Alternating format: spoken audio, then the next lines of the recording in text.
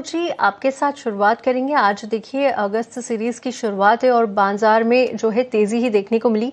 Nifty बढ़िया तेजी के साथ बंद होता हुआ नजर आया, करीब 260 अंकों से ज्यादा की तेजी के साथ 24,250 पर बंद हुआ।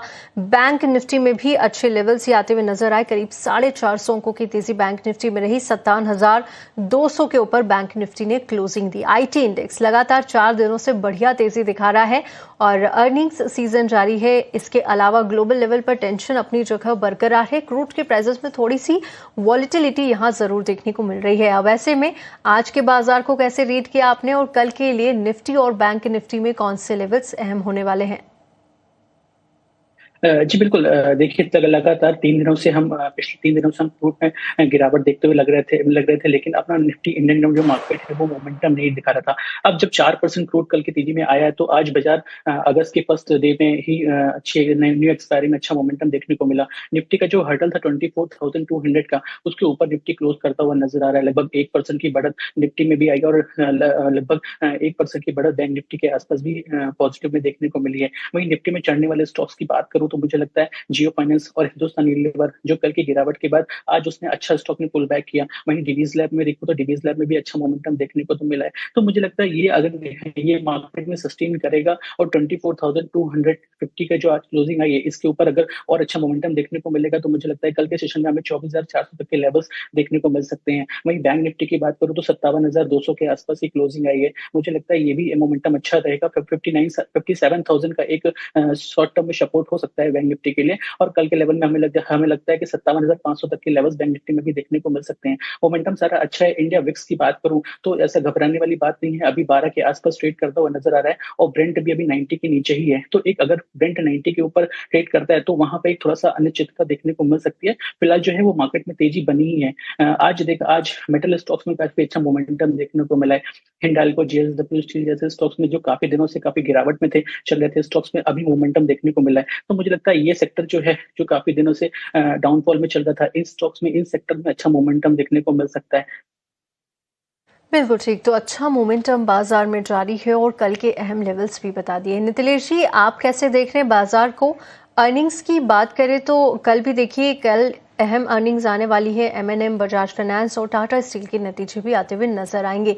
चलिए आगे बढ़ते हैं और अब सवाल जवाब के सिलसिले को भी शुरू कर लेते हैं, लेकिन उससे पहले आपको बता देते हैं कि आप हम तक अपने सवाल कैसे भेज सकते हैं। देखिए बेहद आसान तरीका है, आपकी स्क्रीन पर एक क्यूआर कोड आएगा, उसे स्कैन कर लीजिए, फटाफट अपने सवाल हम तक पहुंचा दीजिए। इसके अलावा एक नंबर भी नोट कर लीजिए जो कि क्यूआर कोड के ठीक नीचे फ्लैश हो रहा है, उस पर आप अपने सवाल हमें भेज सकते हैं कॉल करके, एसएमएस या व्हाट्सएप के जरिए। हम आपके सारे सवालों को अपने शो में शामिल करते हैं।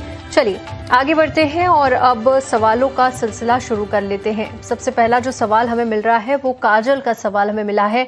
आईआरएफसी के शेयर है 1613 और 125 के आसपास इन्होंने खरीदारी करके रखी है।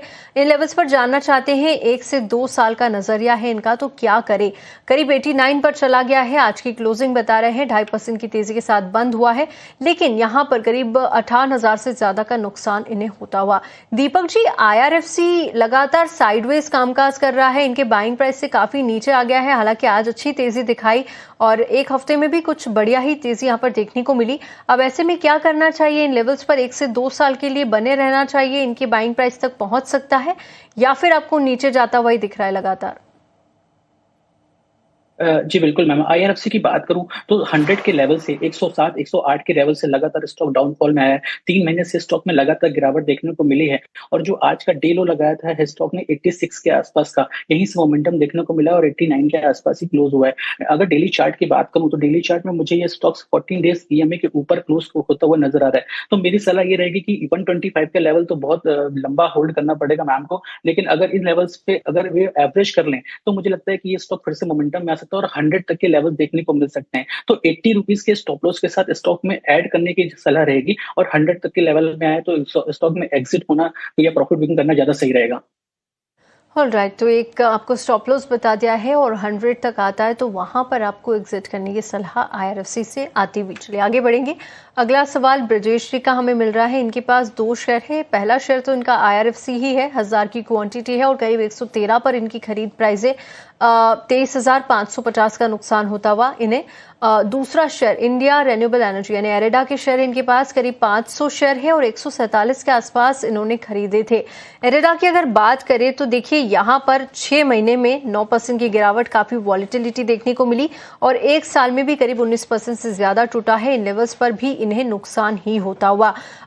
यहाँ पर कैसे देख रहे हैं नीतिलेश जी, IRFC को लेकर आपका क्या आउटलुक है और एरेडा में क्या करना चाहिए? जिस तरह आप देख रहे हैं कि रेन्यूएबल और एनर्जी की थीम प्ले आउट कर रही है, उसमें अब एरेडा भी पार्टिसिपेट करता हुआ नजर आएगा आने वाले दिनों में? जी, ज़रूर। अगर हम लोग देखेंगे तो IRFC मेरा आज का फेवरेट वीआईपी काउंटर है, उसको मैं वहाँ पे डिस्कस करूँगा और मुझे लग रहा है कि यहाँ से मोमेंटम हमें देखने को मिल सकता है। IRD की अगर हम लोग बात करेंगे तो काफ़ी एक बेस बढ़ा था 180 के आसपास, उसको ब्रेक डाउन करने के बाद ये स्टॉक कभी भी रुका नहीं है लोअर लेवल के आसपास। लेकिन नीचे में 107 से लेके 113 वो एक बढ़िया रेंज है, वहाँ पे अगर मिलता है तो वहाँ पे एक्यूमुलेट करें। चाहिए तो और पोजीशंस अगर आपको ऐड करनी है तो वो लेवल अच्छा होगा। यहाँ से मोमेंटम लग रहा है कि मेरे हिसाब से 140, 145 तक ये स्टॉक जाना चाहिए। मार्केट में ओवरऑल अभी बाइंग चल गई है, तो ये स्टॉक्स छोटे मझोले स्टॉक्स में भी एक अच्छा खासा अपसाइड मोमेंटम हमें देखने को मिल सकता है। अभी जो रैली लीड हो रही है वो लार्ज कैप में लीड हो रही है। थोड़ा सा स्मॉल कैप, मिड कैप का टाइम आने दीजिए, फिर ये स्टॉक्स बढ़िया परफॉर्म करेंगे।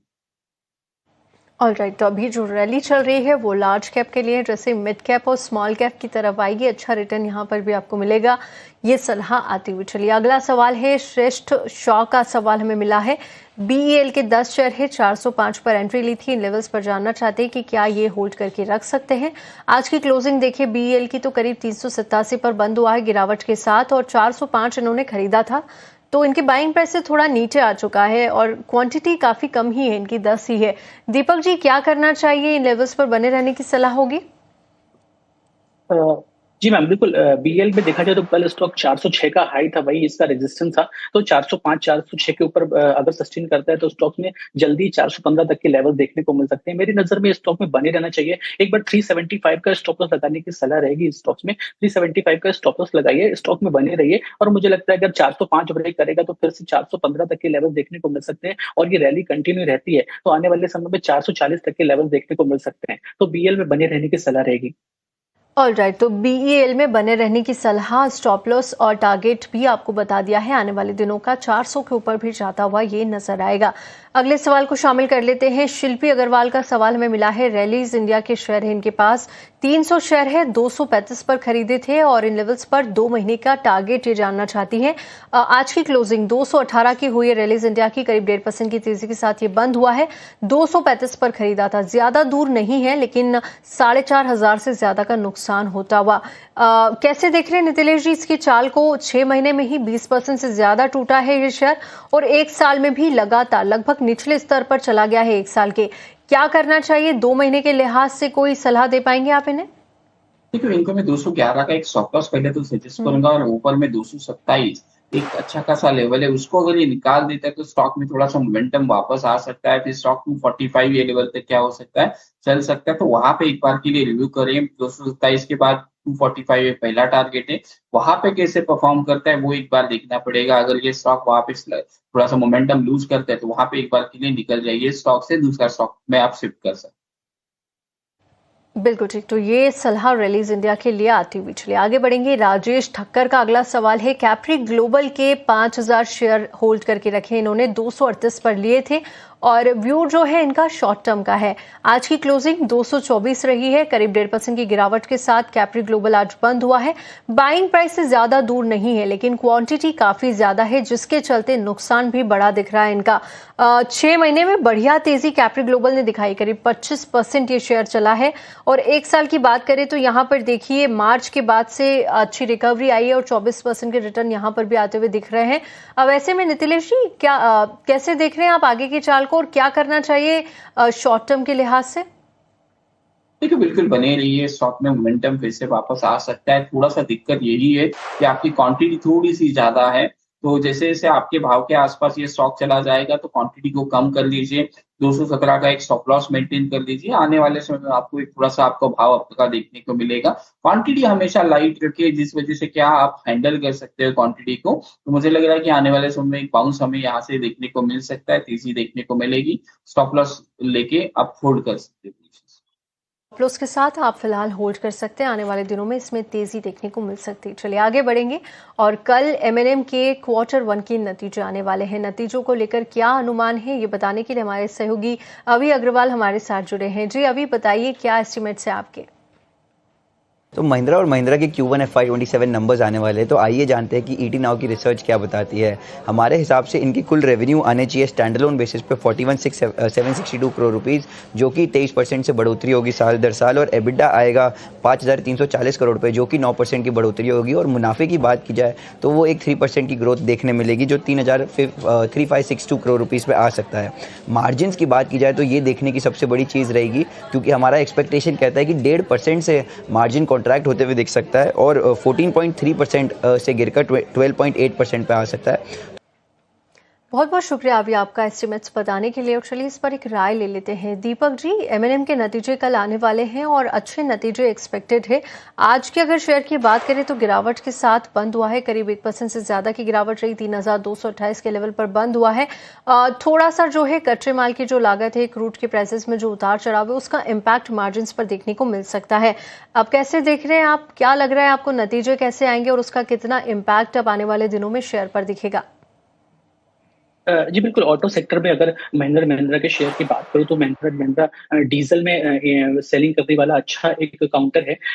वहीं अदर ऑटो सेक्टर्स जो हैं वो इस थीम में परफेक्ट नहीं बैठ पाते हैं। अभी थोड़े दिन पहले ही हमने रिसेंट प्राइस हाइक की भी न्यूज़ें सुनी थी, तो महिंद्रा महिंद्रा और के में भी प्राइस हाइक हुआ था, तो एक कहीं ना कहीं वो एक क्वार्टर इम्पैक्ट कर सकता है स्टॉक में। अगर ईवी सेक्टर्स की बात करूँ तो वो भी एक जो थीम है वो उसमें भी महिंद्रा महिंद्रा की अच्छी पकड़ है, लेकिन थोड़ा सा पॉजिटिव और निगेटिव सेंटिमेंट्स बने रह सकते हैं। डिपेंड्स करता है कि मैनेजमेंट कमेंटेटरी कैसी रहती है। अगर स्टॉक के चार्ट की बात करूं तो हो सकता है आज थोड़ा सा हल्का 1% की गिरावट देखने को मिली है। उसके पहले 2 दिन स्टॉक लगातार मूवमेंट करता हुआ दिखा था, तो यहाँ पे प्रॉफिट बुकिंग की एक हो सकता होगा, स्टॉक में मूवमेंट आया होगा, जिसकी वजह से प्रॉफिट बुकिंग की वजह से मूवमेंट आया होगा स्टॉक में। तो मुझे लगता है ये बढ़त जो है वो बनी रह सकती है स्टॉक को यहाँ पे, और नीचे गिरावट अगर मिलती है कल रिजल्ट के चलते स्टॉक में थोड़ा सा वॉलिटिलिटी देखने को मिल सकती है। 3175 3175 का जो लेवल है वो एक स्ट्रॉन्ग सपोर्ट जोन बन रहा है महिंद्रा महिंद्रा के लिए। 3175 3180 के आसपास अगर ये स्टॉक मिलता है तो मेरी बाय की सलाह रहेगी, इस लेवल्स पे खरीदारी करने की सलाह रहेगी। 3100 का स्टॉप लॉस रहेगा और ऊपरी लेवल में फिर से मुझे लगता है 3350 तक के लेवल्स देखने को मिल सकते हैं। तो कल बाय ऑन डिप 3175 से लेकर 3180 के बीच में बाय की सलाह रहेगी। ऑलराइट, तो ये आउटलुक एमएनएम को लेकर, साथ ही एक स्टॉप लॉस के साथ आपको खरीदारी की सलाह भी यहाँ पर दी है। आने वाले दिनों के टारगेट्स भी दीपक जी ने बताए हैं, तो इस पर आप नज़र ज़रूर से रखें। चलिए आगे बढ़ेंगे और फिर से अगले सवाल को शामिल कर लेते हैं। सुनीता शिंदे का अगला सवाल है। इनके पास अशोक लेलैंड के शेयर है, पूछना चाह रही हैं कि कब तक होल्ड करके रख सकते हैं। क्वांटिटी 200 है और 160 पर इन्होंने खरीदे थे। 157 आज इसकी क्लोजिंग रही है, हल्की तेजी के साथ बंद हुआ है, ज्यादा दूर नहीं है, लगभग इनके बाइंग प्राइस पर ही कामकाज कर रहा है। नितिलेश जी, क्या करना चाहिए? अशोक लेलैंड के चार्ट्स कैसे नजर आ रहे हैं और कब तक इन्हें होल्ड करना चाहिए कि इन्हें बढ़िया रिटर्न यहाँ पर मिल सके? देखिए बिल्कुल बने हैं। अगर मैं तो एक चीज मैं सभी क्लाइंट्स को कह रहा हूँ कि अगर अशोक लेलैंड 135 138 भी अगर आता है तो वहां पे डीप में जरूर बाय करें, यहाँ से आपको अच्छा खासा मुनाफा हमें देखने को मिलेगा। लेकिन अगर इनका व्यू शॉर्ट टर्म का है तो 165 167 यहाँ पे एक बार के लिए नजर रखे। इसको अगर ये क्रॉस नहीं कर पा रहा है तो प्रॉफिट बुकिंग की तरफ जा सकते हैं। अदरवाइज ये काउंटर 165 167 ये लेवल को क्रॉस कर देता है तो सीधा 178 180 ये लेवल्स क्या हो सकते हैं, आपके लिए नेक्स्ट टारगेट हो सकते हैं। लेकिन डरे ना, गिरावट में और एक्यूमुलेशन करे 135 138 के आसपास मिलता है तो फिर से थोड़ा सा पोजीशन इसमें क्या कर सकते हैं, एड ऑन कर सकते हैं। स्टॉक अच्छा है, सब कुछ चीजें अच्छी है, मोमेंटम स्टॉक में पिकअप होने की चांसेस ज्यादा है। ऑलराइट, तो बढ़िया चार्ट सेटअप नज़र आ रहा है, वहाँ पर आप बने रह सकते हैं। और जैसे फ्रेश बाइंग भी करनी है तो उसके लिए भी यहाँ पर एक लेवल बता दिया है अशोक लेलैंड में। चलिए आगे बढ़ेंगे। दिशा जैन का अगला सवाल है। ग्रो के 1350 शेयर है, 204 पर इन्होंने खरीद रखे हैं। आज की क्लोजिंग 194 रुपए के आसपास रही है और करीब हल्की गिरावट के साथ ये बंद हुआ है। इन लेवल्स पर करीब 12,000 का लॉस इन्हें होता हुआ, क्योंकि क्वांटिटी काफी जाता है। दीपक जी, ग्रो की अगर बात करें तो बढ़िया तेजी दिखाई, करीब 220 तक जाता हुआ नजर आया, लेकिन वहां से अब थोड़ा सा नीचे की तरफ दिख रहा है। लेकिन मोमेंटम काफी बढ़िया इसने दिखाया है जब से इसकी लिस्टिंग हुई है। उसके बाद थोड़ी वॉलेटिलिटी, लेकिन उसके बाद एक तेजी भी दिखाई है। कैसे देख रहे हैं आप आगे की चाल को और क्या अब इन्हें लेवल्स पर बने रहना चाहिए? जी बिल्कुल। मैम मुझे लगता है ये स्टॉक्स में एक स्टॉप लॉस, इस स्टॉक में एक स्टॉप लॉस लगता है, बनता है, वो बनता है 188 का। अगर ये लेवल ब्रेक करता है स्टॉक में तो 180 तक के लेवल देखने को मिल सकते हैं। लगातार 5 ट्रेडिंग सेशन से स्टॉक गिरता हुआ नजर आ रहा है और कहीं पे भी अपसाइड का मोमेंटम देखने को मिल नहीं रहा है। स्टॉक्स में अच्छी मजबूती आएगी अगर ये स्टॉक 200 के ऊपर सस्टेन करता है तो मुझे लगता है स्टॉक्स में अगर 180 का स्टॉप लॉस ट्रिगर हो जाता है तो स्टॉक में एग्जिट, सॉरी 188 का स्टॉप लॉस ट्रिगर हो जाता है तो स्टॉक को एग्जिट करने की सलाह रहेगी। और अगर ऊपर स्टॉक में अगर बात करें तो स्टॉक अगर 200 के ऊपर सस्टेन करता है तो फिर से मोमेंटम इसमें आ सकता है। स्टॉक्स में स्टॉक को 210 तक के लेवल्स देखने को मिल सकते हैं। तो 188 के स्टॉप लॉस के साथ स्टॉक को होल्ड करने की सलाह रहेगी। ऑलराइट, तो आने वाले दिनों के टारगेट्स भी बता दिए हैं और आपको एक स्टॉप लॉस के साथ फिलहाल इसे होल्ड करने की सलाह आती हुई। चलिए आगे बढ़ेंगे और अब कल के इंपॉर्टेंट इवेंट्स जान लेते हैं जहां पर आपको अपनी नज़र ज़रूर बनाकर रखना है। अर्चना हमारी सहयोग करते हैं और अब वक्त है वीआईपी शेयर जानने का।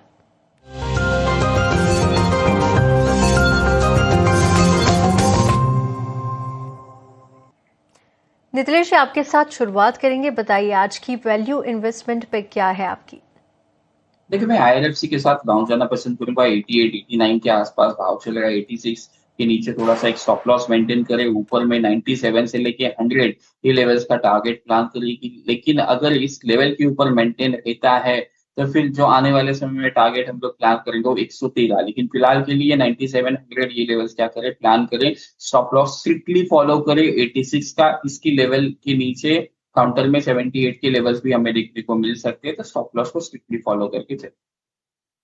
तो यहाँ पर नितिलेश जी की तरफ से आईआरएफसी पर आप नज़र बनाकर रखें। बाय रिकमेंडेशन टारगेट्स यहाँ पर पहला 96 और 100 दूसरा टारगेट होगा।